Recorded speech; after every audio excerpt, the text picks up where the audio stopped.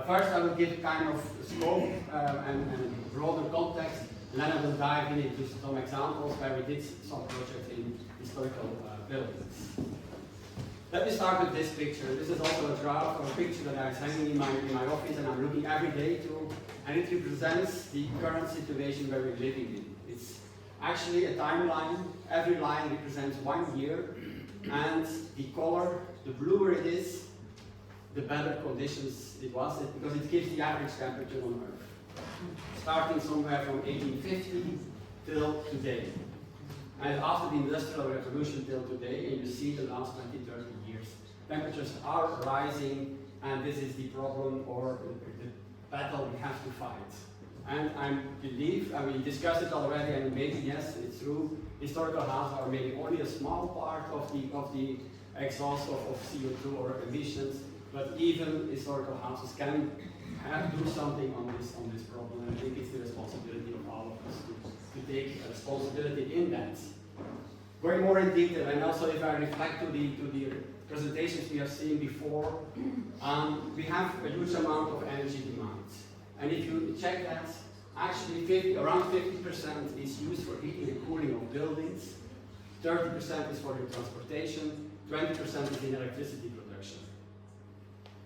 80% of the talks we've heard today were focusing on electricity.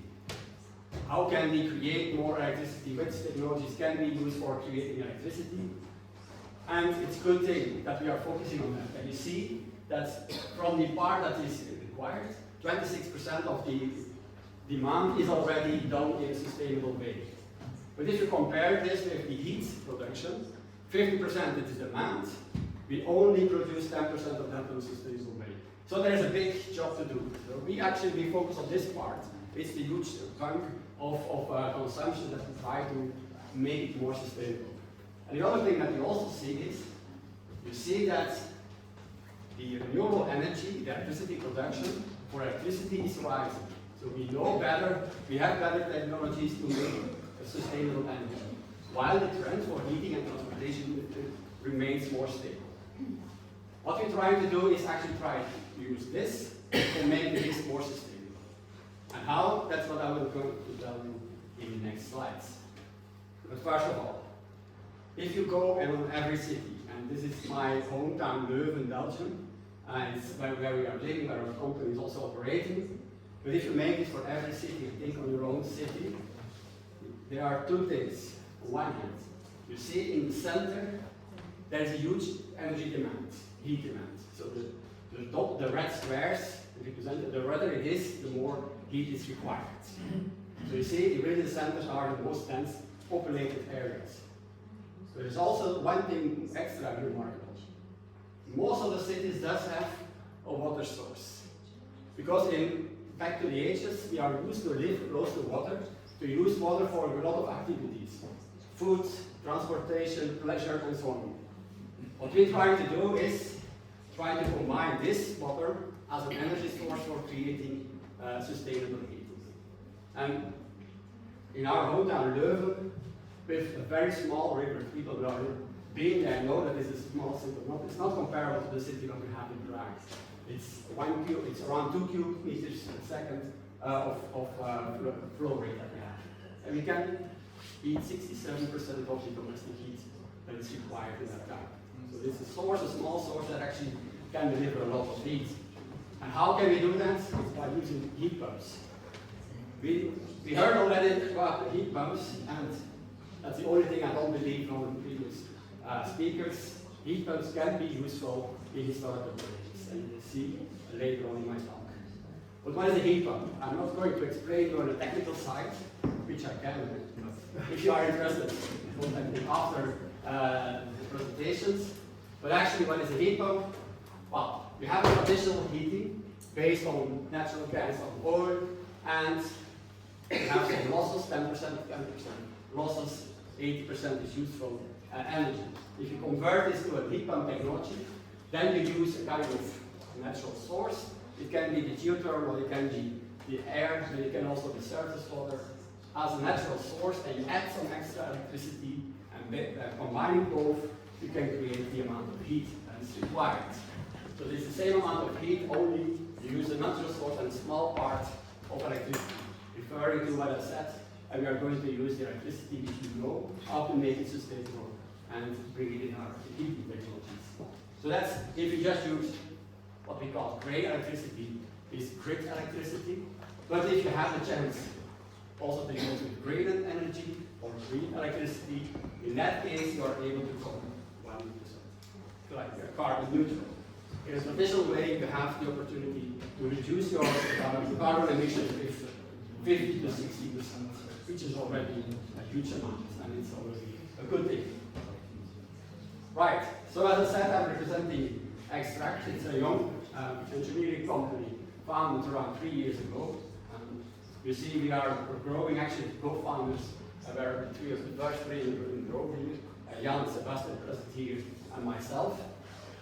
Give you a kind of story. I'm actually a professor at the university and started to do some research together with Sebastian and Jan. And based out of that research, we created the company. As a company, we are specialized in aquathermal energy, and we do this on different ranges of activities. We focus on modeling, so that's our unique selling point. We are able to make a calculation, a modelation of water bodies, and we know exactly what is the amount of energy which is present. And that water body, that is not only loaded by energy or stored, but it's actually a dynamic process, communication between the sun and the water. The sun is loading the water body, and the environment is taking the energy out. So it's always a loading and unloading principle. And what we do is, and unfortunately I can't show you the movie here, but what we do is actually making kind of digital twins of water bodies to calculate what will be the impact of using a small water body for heating applications. What you have here is a castle surrounded by a moat, and the moat is not that big. And we installed here a heat exchanger in this position, and over time we can simulate what will be the change in temperature on that moat, on the water body.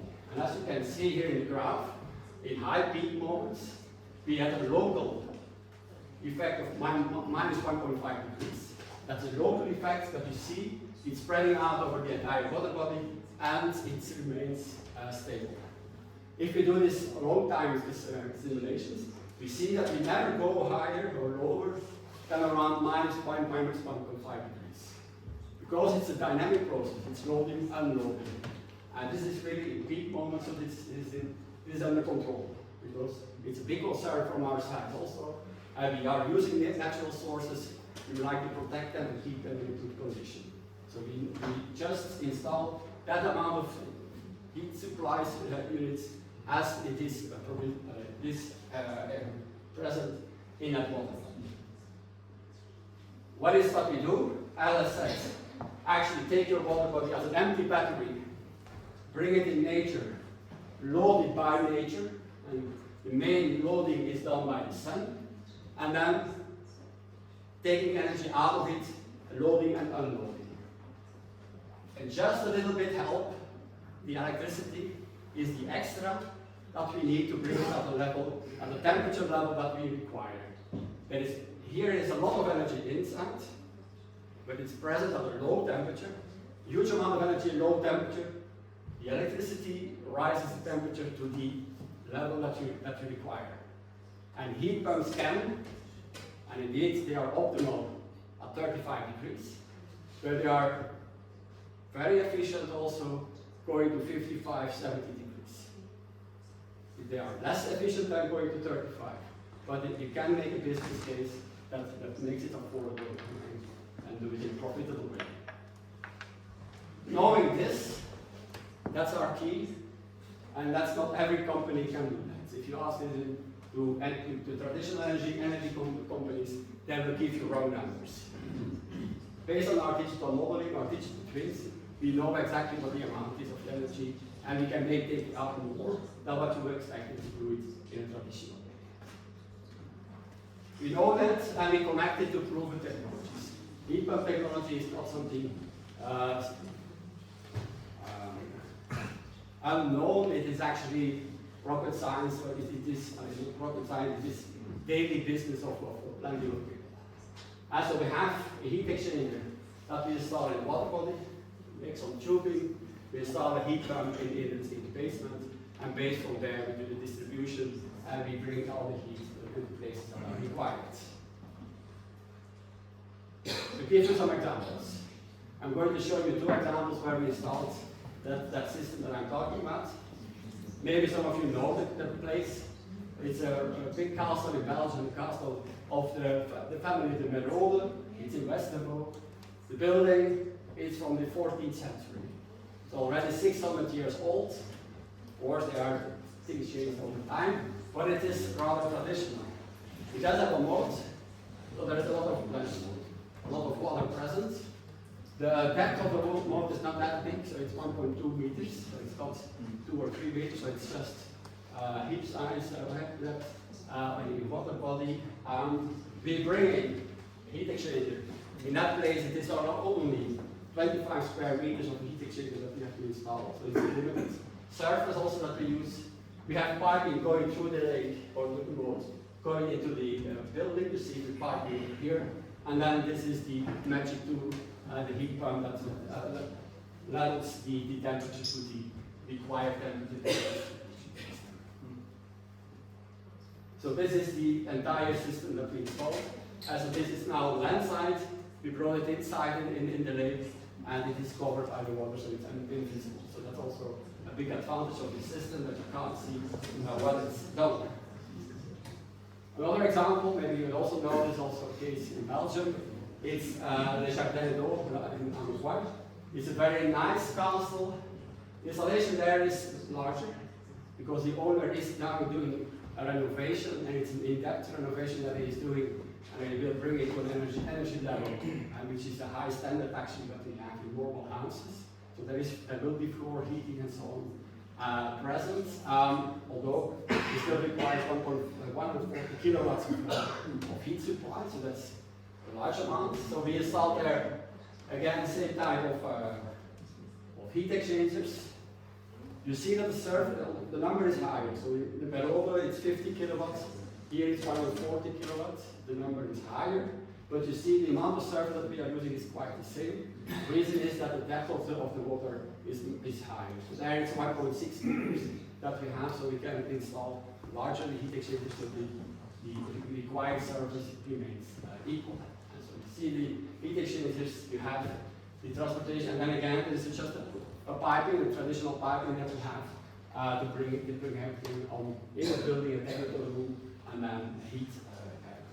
So this case is finished at this stadium, so the heat pumps will be installed after the winter in springtime, and then the whole renovation will be finished somewhere in summertime. If you are in Belgium, you have a chance to visit that place to really do. Because the jardin, the gardens are very unique to visit also. Right, okay, so what we do, actually we start from doing kind of feasibility, what is the amount of energy which is present in your water body. Based on that, we start to develop a project. We work closely together with MultiQ, it's the heat exchanger company. We are supplying in Belgium and Luxembourg, but also discussing for other countries, and we have installers that are working together with us to make this project happen. So it's our goal as a company not only to give you a hope that you can do something, but we also try to complete the project. And that's really our focus. Why choosing for those kind of closed loop systems? Well, on one hand, as I said already, you don't see anything, so there's no visual obstructions present. I think it's a very important issue also in historical buildings. And you can still be rather high efficient, work on 55 degrees. It's a hybrid system. If you still have a gas burner, if you would like to make combinations, because sometimes you require more elevated temperatures, you can switch, you can make combinations of that. And also, in this one is important. Once installed, once it is in the pond, there is no maintenance required. So it's a maintenance-free system. Only the maintenance needs to be done on the heat pump side. So that's once installed, you hands off. Of course, don't distract it if you are running with the boat and you're in your boat. That's of course clear, but that's the only risk that you can have. Right, so I'm finished actually. So we just want to finish at this line. I hope once you see at the moment that you see water, that you enjoy the water, but also that you see not only water, but you see also energy and everything around us.